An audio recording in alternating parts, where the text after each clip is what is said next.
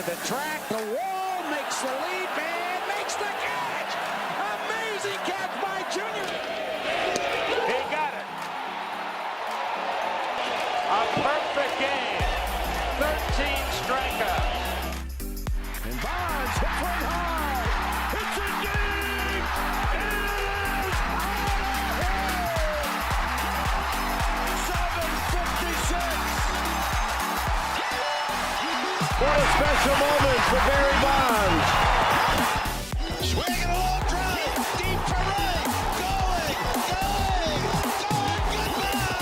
He has done it! He has changed the game of the night with one swing of his bat! Hello and welcome to another episode of the Champions Adjust podcast. I am Aaron Machbitz and this is Coach David Bodzin. Sup, yo, sup? Oh God. Gang, gang, what's up?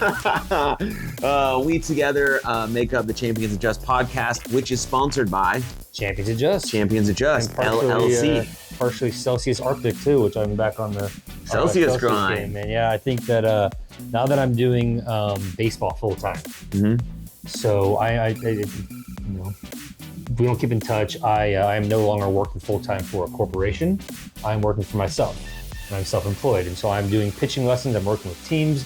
I'm coaching baseball on the field, but I'm also becoming a more of a full-time dad as well because my wife is a full-time employee, and so I'm waking up in the middle of the night taking care of the boobies, as we call them, and so that means like waking up at 4:30, and then I work at nighttime. So I'm starting to chug energy drinks during the day again. Yeah. Well, you're just starting out as sort of a full-time entrepreneur. Right. So it becomes a bit more manageable and, Things even out. maybe in your job life, but your dad life will Sure. always be sort of up in the Hectic, right? But I mean, like I'm like I have meetings tomorrow to market myself. I have meetings next week to market myself. I'm working with teams next week. It's a lot. There's a lot going on, man. How do you feel about working for yourself? I've been doing it for a long time. Yeah, I know. I think the first 2 weeks I felt like the biggest, laziest sack of shit in the world. Like, okay, cool. I'm not doing anything during the day. I'm doing stuff, but I'm not really doing much. And now I'm realizing I'm working so hard at nighttime and weekends that the daytime is my only time I can relax a little bit, right? I'm look at Monday, Tuesday. I kind of look at as my weekend, right? Because Wednesday, Thursday, Friday, Saturday, Sunday, I am doing baseball. Monday, Tuesday tends to be, you saw my lesson list. I will have one lesson Monday, one lesson Tuesday. So during the day, I'm relaxing a little bit more. And then Wednesday, I had, 3 lessons yesterday. I already had 3 lessons today. It's 2:30 on a Thursday, and then I have 2 more tonight. And then we have baseball all weekend. Yep. Just makes it fun, man. Yeah, you basically got to get used to the new realities of your situation and not be sort of weighed down by what you're supposed to do, what normal hours are supposed to be. It's exactly what Lulu told me. That I need to get out of the mindset of working for somebody else because working for somebody else is well, it's 10 o'clock. How come I haven't done a lot yet? Well, because I'm busy at nighttime, not during the day, because everybody's in school during the day. Right. Yeah, it just depends. Some days you're gonna work 16, 17 hours. Sure. And you're gonna feel tired, but you're gonna love it. Some days you only have to do one little thing. Well, that was Saturday. I had 4 lessons in the morning, and then we did a 2-hour practice. Right. My gosh, that was exhausting. But dude, it was awesome. I was on the field for 6 hours. Right. Making money to do it. That was freaking awesome.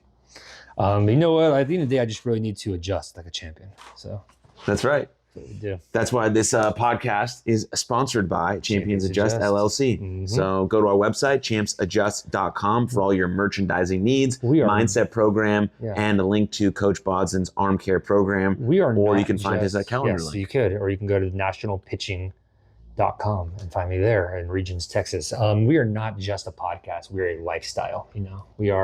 Champions Adjust is a way of life. It is a way of life. Yeah, it's a way of life. And that's what we're trying to talk about and introduce with the mindset of Champions Adjust, whether that be on or off the field. But that won't be as heavily what we talk about today because we have our special edition annual postseason episodes of our 3rd one? Champions Adjust podcast. I think so. Our 3rd one. Do we have any idea how we did the last 2 years? They're popular. But do we know? I'm not talking about like that. Like, how did we do? Oh, I have no idea. I don't remember our picks. And honestly, I'm pretty sure we did bad. I think what we need to do is start looking like back on like our April episodes or our March episodes. Like, hey, this is our predictions. Holy shit, we were terrible at that, but here's our new predictions. And then looking like April again, like, all right, well, this is our postseason predictions. We were wrong or we were right. I think last year we did that. Like right afterwards, you're like, hey, because I think I did okay and you did horrible. I probably did. I mean, we could look back at our April on an episode that we did saying our MLB predictions. Sure. And then we can just splice the episodes together. Cardinals winning the Central, and they were the 5th worst team in baseball. Yeah, so we both blew it on the Cardinals. Yeah, that was bad. But we're recording this episode on October 5th, which it'll come out on Saturday. Today is the day before the LDSs start. No, 2 days. So it'll come out Saturday. Our episode will come out on the day of the LDSs. Yes. Awesome. And it's funny. I was talking to one of the pitchers I work with, Finn Cove. And he's asking me, like, why were the Rangers like in terrible times at 2 p.m.? I was like, well, because you have mid-market and low-market guys. Like the Rangers versus the Rays were always at 2. Or the Toronto Blue Jays versus the Twins were all at 2. Then you have a Brewers who are a little bit well-known in the wild card, so they got 7 o'clock. And then, of course, everybody loves the Phillies. They're a huge market. So they get at 7 o'clock. And so now the only time that was solidified as of this morning was the Rangers versus the Orioles, small market versus mid-market at noon. Mm-hmm. Because nobody cares, and they're not going to risk bad ratings at 7 o'clock. They're just going to put the bad rating games at the bad rating times. Yeah, I don't know. The Orioles are such an exciting team. They really are. And I think the average fan could care less. But they have a strong home fan base. But I think the general viewer isn't bought in on the Orioles yet because they've been so bad for so long. Sure. They're just like, F it. Sure. But yeah, the There's Phillies. a lot of new fans this year too. Phillies have a fanatic fan base. Mm-hmm. Crazy. They love their sports. They should call their mascot the Fanatic. They should. That'll be. Oh, you know what? They might actually. Wow, we should market that here. Oh my God, look at that. But let's just. It was crazy. I think that every team got swept in the wild card series. First time ever. All in the same day. Out of the 3 years that they've done this. Yeah. This is the first year ever there was a clean sweep. Yeah, I mean. Somebody was like, has it ever happened? I was like, yeah, this is the 3rd year they've ever done this format. But no, it has never happened before. That's still pretty wild. Yeah. That every team got swept. So it was a 2-day series across the board. Uh-huh. Yes. So I was a little surprised about the Diamondbacks. I thought the Brewers pitching was going to be a little bit better considering Brewers had leads and they let the Diamondbacks come back. See, I've watched the Brewers all year. I've not been impressed by them at all. No? So the Diamondbacks winning was not a surprise to me at all because they've also been a very fun young team and they have one of the best defenses in baseball. Yeah. And they have really good pitching. Whereas the Brewers are just not they're the 3 seed. But they were in both the American League Central and National League Central were jokes of divisions this year. Like the Cubs got 2nd place in the Central. They famously went all in at the trade deadline, knowing that they were probably losing Stroman and Bellinger after the year. Mm-hmm. They decided not to trade them, and then they missed the playoffs. Yeah. Like it's bad. So that didn't surprise me. I think it surprised me a little bit more to see the Marlins get swept. They had the only person ever win back-to-back batting championships in different leagues. And they got absolutely demolished in both games. Yeah. Actually, game 1 was a little bit more fun. But then playoff Bryce Harper is just a different beast. Like the Phillies just get it done in the playoffs. They do. The Marlins are a brand new team. They got a great manager. They're probably going to be back. They're a great GM. They have the first female GM in the history of baseball. Great. Who came in and just completely turned around the culture of the team. So I'd love to see them back, and they're going to get their best pitcher back next year. Yes. So they have a good chance better in the offseason to keep improving. Go Phillies to, just are dogs. Let's go to the AL wild card. Minnesota Twins finally, for the first time since 2003, won a playoff game and won a series. Big South Dakota State, Jack Ivins pitcher Caleb Theobar comes in, gets a double play ball. Let's go, Twins. You actually watched the series. Good for you, man. No, I just saw that clip because sure. South Dakota State Jack's baseball retweeted it. But Caleb Did you play Theobar. with him? What? Did you play with him? No, he was gone the year before I got there, but he'd always come back to throw bullpens and all that stuff. He's a good dude? Yeah, he's a great guy. Absolutely great guy. Does he have a slappable butt? He has a nice butt. Nice butt. Great guy. Well, still lives in South Dakota. Was a pitching coach at one of the better baseball schools in South Dakota called Augustana. but he kept going back and forth between playing, and now he's in been the freaking major leagues. He's been in the major leagues a lot, but he thought he was done for a while. So then he got a coaching job, and then while he was at the coaching job, he got called back in because the Twins needed arms, and now he's in the playoffs and getting double play balls to win series. Good for them. And all people who have ever supported the Rangers hate the Blue Jays. So I'm actually really excited that it's the Twins because Carlos Correa is going to go to Houston. Yeah, it's going to be awesome. Yeah. And then the Rangers versus the Rays, that was a really interesting series to me because you have a team that started the season 13-0. Hot. Like as hot as hot can get, and hotter than your buddy's butt. And they had they were a 99-game winner going up against the worst bullpen in baseball. Yeah, but a strong team. A very strong offensive team with decent starting pitching with no bullpen. And 4-0 and 7-1. And I watched every inning of both games. And it was the Rangers played really well because I kind of figured after that Marlins series where they kind of laid the Mariners series where they kind of laid a goose egg and lost the division. It's like, well, okay. That's kind of like how they are, I guess. But no, the Rangers came out and absolutely demolished. They went up against Eflin, who was a big offseason acquisition from the Phillies to Tampa, and they started him on the mound, and he gave up, I think, 5 across 5 innings, 6 across 5 innings maybe, and it wasn't a very good game. Well, the Tampa Bay Rays aren't going to win if they make 4 errors in a baseball game. Tell you who had a great at-bat yesterday? No, they're not. Who had a great at-bat yesterday? It was Curtis Mead. So, remember him? Yes, I know Curtis. Yeah. So, he's the starting second baseman for the Rays. Yes. And I used to hit with him. Yeah. Why'd you go like, yes, I know him. You don't like him? No, I do like him tremendously. Great guy. He's an awesome absolute guy. strokes. And so yesterday, the Rays had runners on second and third and 2 outs. And Curtis Mead at the plate. Mm-hmm. If Mead gets out, then the Rays will tie the major league record for most innings in postseason without a run. And he had like a 15 or 16 pitch at bat and then stroked one in the left field to get a run across. Yeah. And it's just like, he also had a fantastic at bat to end the baseball game. yes, that was a tremendous at bat, and he got called looking low strike. It was a low strike. It was a Borderline this game's call. over anyway kind of strike, but he was a great at bat. Like he's battling 98 off. He took really good sliders away. Yes, that was tremendous, and it was a great way to end your rookie season. Mm-hmm. Like he is the first Australian-born player to ever play in the playoffs as a position player. It's awesome.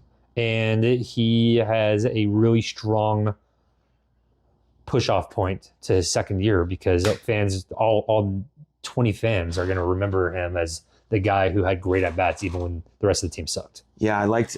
We used to hit balls off the tee at Elite 5 Tool because I wanted to know what the Rays were teaching in terms of hitting. Sure. So I was asking him, what are the new things that people are talking about in terms of hitting as you approach this next season? What do they want you to work on so you can be a major league guy? Because that's what they had projected for you. I think at the time he was like 19 or something. Stupid young. He was just absolutely hammering balls. And he was talking about the back hip, getting it engaged more like you do on a deadlift when you hinge. Okay. And so you're rotating it back slightly, not moving back, but rotating it back slightly so that you get torque. So you can come forward and your hips drive and your glutes come forward too. So you're engaging your back half more, not just thinking about rotating, thinking about driving. Like Bryce Harper was doing that like subconsciously, I think. That's why we saw his foot come off the ground, or him like have these big swings, because he wasn't just pivoting or rotating or squishing the bug.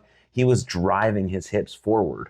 And so Curtis was trying to talk to me about that, about how you load the same way you'd load your hands, you want to load your hip. So I've been thinking about that over a lot for like the last 3 years, and how I can think about that with our players. And now they're sort of at the age 15 where you can start talking about that. Sure. Because at 12 and 13, that's really, really hard. Unless the player is advanced, unless they already have a good approach with their swing and they know where their hands are going, but that's really hard. And then at 14, you can introduce it with some of the better players. Like, hey, coach, how can I get a little more pop? How can I find a little more barrel? How can I be more gap to gap instead of just a singles hitter? Well, you can engage the backside like this instead of thinking about rotating, thinking about driving, thinking about pushing. And so trying to talk that with some of my 15-year-olds. Speaking of Finn Cove, that's what we're gonna process. Great. Working on Finn next. is I'm not sure if he listens to us, but Finn Cove, I talked to his dad today about this. I'm just going to say this because, everything I do now, I have pitchers who I send, their information to college coaches. Say, hey, I have a guy who should be on your radar. Here's this, here's that. They're all projectable guys.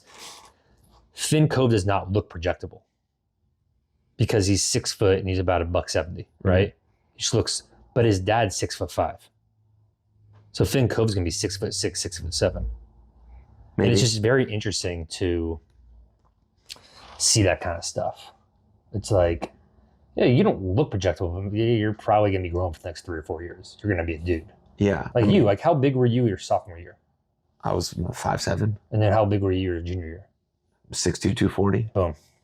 You grew a ton. 7 inches in a year. I was also... And you put on a ton of weight. I was also in the weight room like an absolute bad Sure. bit. So the weight... Which you'd have to be. So the growth spurt here wasn't as bad for me because I was like... You're working hard. I was busting my ass. Well, that's what I'm doing with Carson Smith right now. He's 6'3", $137. He's now 6'3", $142, working towards $150. Yeah. By next month, he's going to the Northwestern camp with Brian Anderson next week. Very wiry left-handed pitcher. Arizona baseball legend, former left fielder, center fielder for the White Sox, 2005 World Champions. It's all about projectability, and it's really fun to watch that at this age. Yeah. Speaking of projectability, the Orioles. Speaking of the World Champions, the Orioles, yeah. They have all the guys they've drafted over the last 5 years. Oh my God, they've built it. So let's go down the list. Let's start with the let's start with the Twins. Astros are right there. Okay. And then let's go into. I want to talk more about the Orioles when we get there. Okay. But let's Twins Astros. Who's your pick? Twins Astros for me is the most intriguing matchup because you have best of 5, 3 games, 2 games, right? The Astros play horrendously at home. They're just not a good home team this year. For whatever reason, they don't play well at home. They've lost significantly more games at home than they have on the road. The Twins, on their hand, are really good at home because of how great their fans are. So this could be a 3-game sweep. But then you look at the Twins who are young, the Twins who are inexperienced, the Twins who are, their bullpen is shaky, right? Versus a Astros team whose pitching is just not good, but they have some of the best hitters in the heart of that lineup. Yeah. And they have nothing but experience. Right. So it's really tough to figure out, do you take the experience? Do you take the logic of the fact the Astros are just not that good? But it's playoffs. Like who gives a shit? They got to the playoffs. They're a 2 seed. Who cares how they got there? Right. Same like the Rangers. Rangers look terrible going down the stretch, but they looked like a potential World Series team the last 2 days. Yeah. All that being said, I have to go with the Astros. I'm going to go 5 games. Is it a 5-game or a 7-game series? It's 5. 5-game series. Yeah, the divisional series is always 5. So I'm going to go 5 games, and I'm going to go Astros. I have no other reason to go Astros except for the fact they just have more experience in playoffs, and that does mean a lot. Yeah, I'm going with the Twins simply because I like them. Simply because I like the Twins. I went to South Dakota State. That's the team that everyone roots for. My boy Scotty. It's so random. My boy Scotty split because there's no team in South Dakota. Minnesota's 2 hours away. I did not know that because I'm terrible at geography. Minnesota's the next state up. Sure.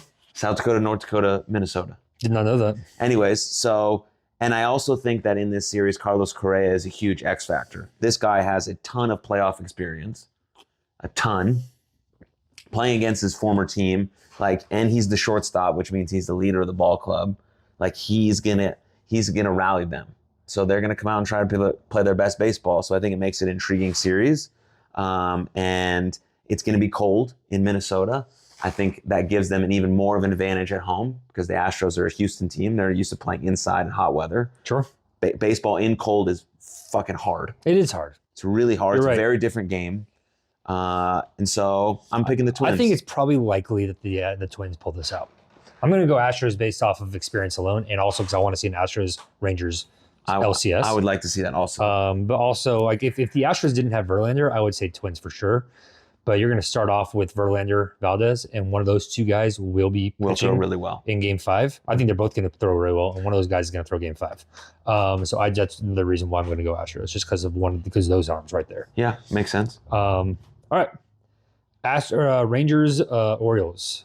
Go into what you were saying about projectability about the Orioles. I mean, they've just built this system over the last, I don't know how many years they've been thinking about their draft picks, but then they've built up this culture where they're trusting their young guys to go out there and play. Yeah. And they give them not just a couple games, right? They give them seasons to figure it out, like, because they believe in their guys all the way into the back end.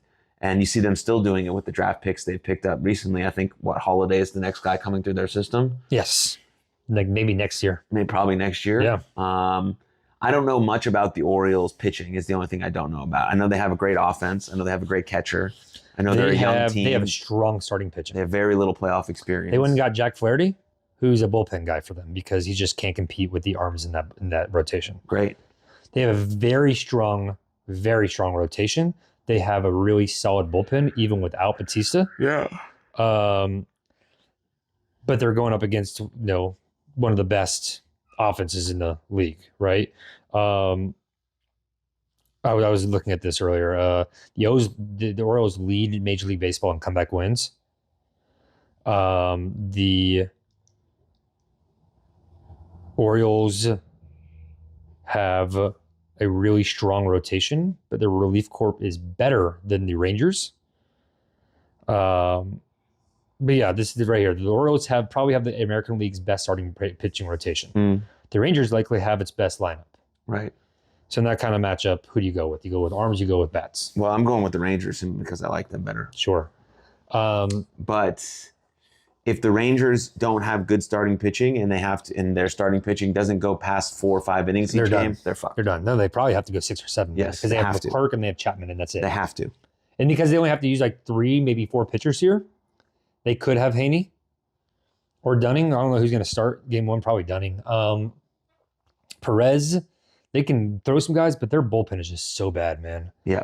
Spores yesterday came in and almost got in trouble. Ended up throwing a really solid 8th inning, but the 7th inning was testy. Yeah. He got on there. I mean, if they can have the repeat performances by Montgomery and Evaldi going into the 6th and 7th inning, they're in good shape. They're in really good shape because they have 2 guys who that Bochy trusts a little bit back there. But if they're only going 3, 4, 5, and you need to have the bullpen to go 6, 7, 8, 9, that might be too much for them to ask. Rangers don't play in a wild card series if Chapman doesn't blow a save in game 1 of that Mariners series. Yep. Like he's not Mr. Reliable for sure, right? No, but even he's a better option than what they have. Yeah, I mean he's one of the best options they have. So to me, it comes down to experience as well, right? In the playoffs, it's hard to go against experience because there's a lot of nerves and a lot of pressure. Mm-hmm. The Baltimore Orioles are so young. Can they hit in playoff baseball? Mm-hmm. Now, then you go with the Rangers. Well, if you're going to hit any team in your first year, the Rangers are a pretty good team to hit. But also, can you pitch? Because there's a difference between being the best rotation in the regular season and being the best rotation in the postseason. Right. And as young as they are, if they play loose, they can win the World Series. I just don't see them playing loose. I'm going to go with the Rangers. Yeah, I'm Rangers. Yeah. So I got Rangers, Twins, and ALCS. I got Rangers, Astros, and LCS. Either one will be awesome. Yeah, it'd be a lot of fun. I think Twins versus Orioles would be so much fun to watch. Also, that'd be sick too. Like, that's a series that nobody ever thought they would get. No one's gonna watch it outside of baseball fans. No, but I would watch every fucking inning of that for sure. All right, Diamondbacks, Dodgers. I like this series a lot. Let me go to my little handy-dandy cheat sheet that I had pulled up. You have one of the best offenses in the league versus one of the best defenses in the league. The Dodgers have 2 MVP candidates, and Freddie Freeman and Mookie Betts. Mm-hmm. The Diamondbacks do not have an MVP candidate. They have a Rookie of the Year. They have a Rookie of the Year, Corbin Carroll. But he's also a rookie. We talk about experience. So who's going to do that? I'm going to go with. It's a rivalry too. It's the NL West rivalry. The Arizona Diamondbacks fans hate LA. Hate LA. And so the home games in Phoenix are going to be raucous and a lot of fun. Dodgers don't have very good pitching. They're hurt or banned from baseball right now. Right. Urias being that guy.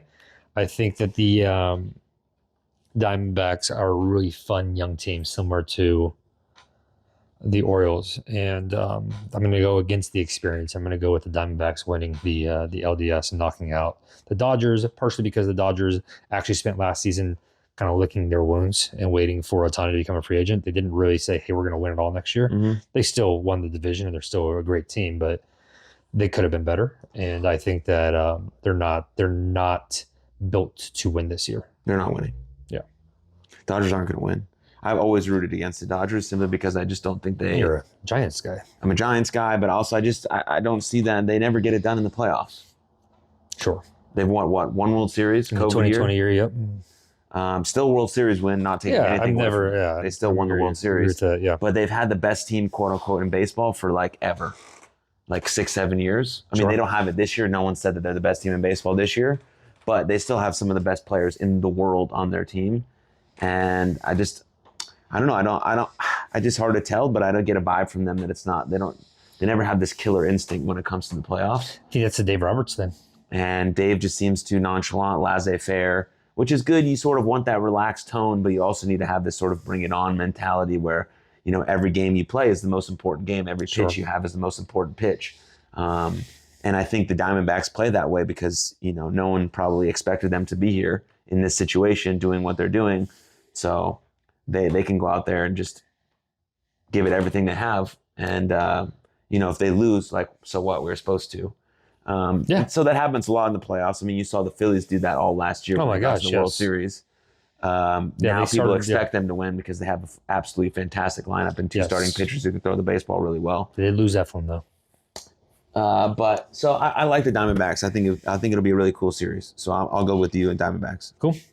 And then Phillies Braves, I think is going to be the most watched. Those are the two main market teams. That's a big series. That's the only series that has two main market teams playing against each other. You get the best team in baseball, the Braves, against one of the best teams in baseball, the Phillies. Against the team that always gets hot when they need to. So let's go down this list real quick. The Atlanta Braves. Their team slugging percentage is .501. Mm-hmm. That's nuts. Their team slugging percentage in the first inning is .600 though. Yeah, you got to get to the 100%, 100 points higher. They have a 845 OPS. They have four different players with 100 RBIs on their team. Four players: Olsen, Albies, Acuna, and Ozuna. That tied the 2003 team with Andrew Jones, Chipper Jones, Javi Lopez, and Jerry Sheffield. And I think Austin Riley has like 92 or something. Something like that, yeah. They have four different players who have hit 35 or more home runs. Yeah. The only team to ever do that. Four players in the same season hitting 35 home runs. They have a player with 40 home runs, 70 stolen bases. They have a player with 53 bombs. They have a player with 53 bombs. They're the fourth team in Major League history to have a player with 50 or more home runs and 50 or more stolen bases to different players. No team in Major League Baseball this season has more home runs with runners in scoring position than the Braves at 71 home runs. Wow. The runners in scoring position. The Braves have scored 5 or more runs in 104 of the 182 games. So it's 182 games minus 4 is 78. So 78 of their 182 games, they did not score 5 or more runs. That's stupid. And Nat Olson with 139 RBIs. All this to be said, they're the first team in Major League history to hit 300 home runs and steal 100 bags in the same season. So they're fast, they're quick, they're powerful, they mash, they hit for power, they hit for average. They're so good. Can the Phillies beat them? You know, the question also is like, eventually that all runs out. Eventually that goes cold. It can. The offense. It does. It always does. It can. Will it go cold in the first series? The second series? The World Series potentially? Or do they just like mash through and they dominate everybody? Or they absolutely dominate everyone. Sure. Potentially. Because if they're hot, they're hot. So, but the Phillies have just as good of bats. Schwarber, Harper, Realmuto, Castellanos. Yeah. I mean, these dudes can go. You know, Stout can swing it, right? Like, they got guys who can barrel the ball just as well. Like, Schwarber's going to strike out probably 15 times, but he's probably going to hit 3 really big bombs. Sure. So I don't know if the Phillies can match up head-to-head offensively but they can put together 5-6 base. They have Zach Wheeler. They have Aaron Nola. The Braves, on the other hand, have Strider. Have Strider because Morton and Fried are hurt. So, I mean, they're division rivals. Like the Phillies versus Braves for you baseball fans, it's really nuts to me that on the NL side, you have Dodgers versus Diamondbacks, division rivals, and Phillies versus Braves, division rivals. And on the IL side, you have a chance for a Braves, for a Rangers, Astros division rivalry. Yeah. LCS. Makes things a little more That exciting. makes it a lot of fun. I'm going to go Phillies Me too. at the upset. I love the Phillies. Yeah. I used to live in Philadelphia. That's right, you did. My boy Wheeler Yuta, professional wrestler extraordinaire, loves the Philadelphia Phillies. And so I've been indoctrinated into that. I love that. I like them too. I love their fans. I love how rowdy they get. I love how excited they are for the game. I think both places they play in Atlanta and Philadelphia will be must-watch baseball. Oh, for sure. So I'm pumped. I'm pumped for these series. And the day you're going to listen to this is the day that the games are happening. I think the first game starts at noon, which this episode will be out way before that. So you'll be able to hear our predictions and then watch all 4 games, all the series. Once these are done, we'll get together and we'll be back for the next series. LCSs. And I honestly, I think my World Series championship pick is going to be the Braves, but I'm going to go against them in this first round just to see what happens. Just as a pure fandom, I hope it's Rangers and Phillies. So my thing is I got Astros, Rangers, Diamondbacks, Phillies. You have Twins, Rangers, Diamondbacks, Phillies. Yeah, we're only different on one. Yeah, well, you're fucking wrong. So we could be really right or really wrong. Either way, there's a chance that the Astros get swept off. I'm going to watch as much baseball as I possibly can while coaching as much baseball as I possibly can. Yeah, man. So, cool. A lot going on. All right. Well, anything else, Coach Bods? No. This was fun. Special edition, postseason, Champions Adjust. Yeah, but we talked about some good stuff in the front end too. So yeah, good stuff. All right. Well, I'll see you next week. Later, fellas. And Champions Adjust.